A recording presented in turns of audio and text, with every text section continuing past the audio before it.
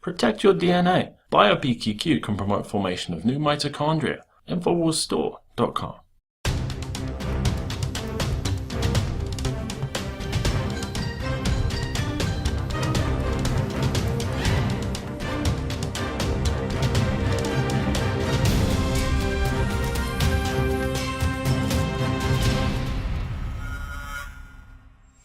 Welcome to the Infowars Nightly News. It's Tuesday, December 23rd, 2014, and I'm Leanne McAdoo. Here are tonight's top stories.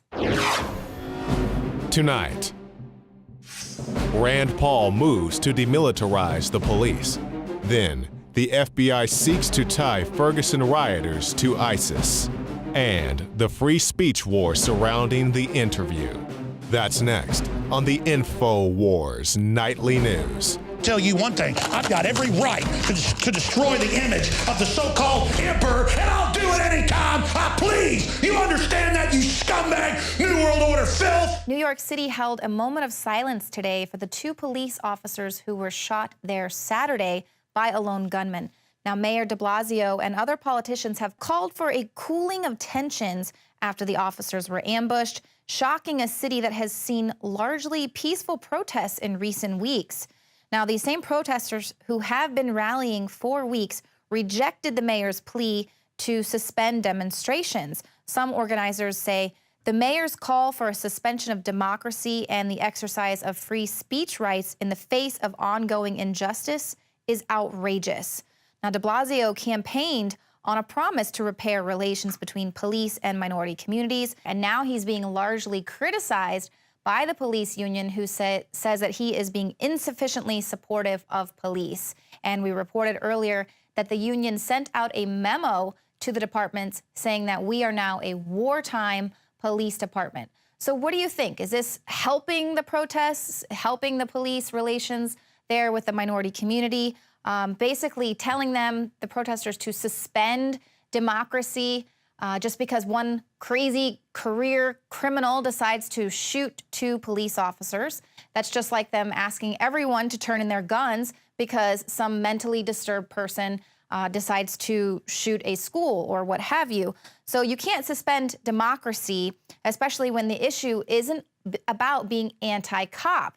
It's about calling for reform, and that's something that we've been calling for a long time here, and of course, the demilitarization of the police.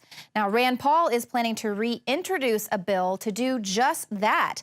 The Kentucky senator is going to re-energize the debate in 2015, focusing on ending transfers of military weapons and vehicles under the Defense Department's 1033 program.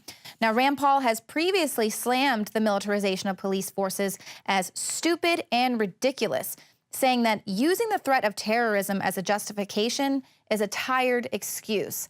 Paul has said, it's supposed to be for terrorism, but try to explain to me when terrorists are going to attack Dundee, Michigan, or Fargo, North Dakota.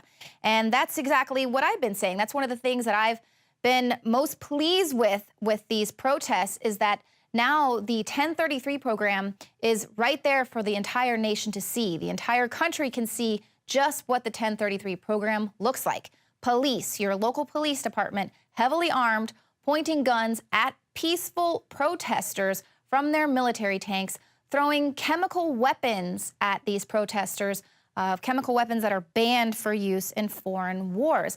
Now, everyone saw that, the country saw that, it was shocking, so that's why they had to send in the race baiters to swoop in and get everyone fighting amongst themselves rather than fighting against the militarization of the police, pointing out that why are the police arming themselves to fight the American people? And again, here we're seeing this after these two police officers were killed in New York. We're seeing the calls for a suspension of these protests, a suspension of democracy, because they want people to stop focusing on the fact that the police are arming themselves, are being armed to fight the American people. Now, just like they had attempted to demonize veterans and patriots, now the feds are attempting to link the arsonists and looters in the Ferguson protests to ISIS. That's right. Now, Steve Wigginton, the U.S. attorney in Southern District of Illinois, says posts on Twitter reveal an effort by ISIS to team up with not only criminals, but anarchists and sovereign citizens.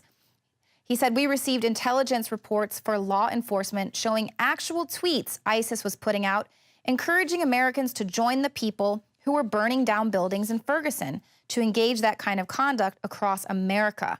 They are trying to reach the people who are anti-government to begin with, and we have a number of those individuals in the U.S., whether they are sovereign citizens, whether they are anarchists, they all showed up at one point or another in the St. Louis area in the last few months. And an FBI special agent added that homegrown violent extremists will use the Michael Brown and Eric Garner protests to launch so-called lone wolf attacks.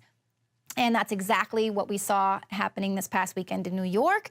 But this is what Rand Paul is talking about, using this as an excuse to justify the 1033 program, because terrorism. So they've got to bring it to the streets of America to justify militarizing the police departments.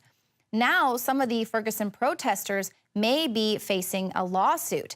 Now, this is in the next few days. The Bloomington City Attorney Sandra Johnson expects to file criminal charges against the organizers of Saturday's protest at Mall of America. The mall went into a partial shutdown for about 2 hours as thousands of protesters filled the rotunda on one of the busiest shopping days of the year. The group Black Lives Matter chose the mall for its high visibility, but was warned repeatedly that it was private property. Now, the moment the chanting started on Saturday, officers locked down about 80 stores and several mall entrances. The city attorney is going to factor in the money that was lost to the stores, as well as the overtime paid to police, and she wants the protest organizers to pay.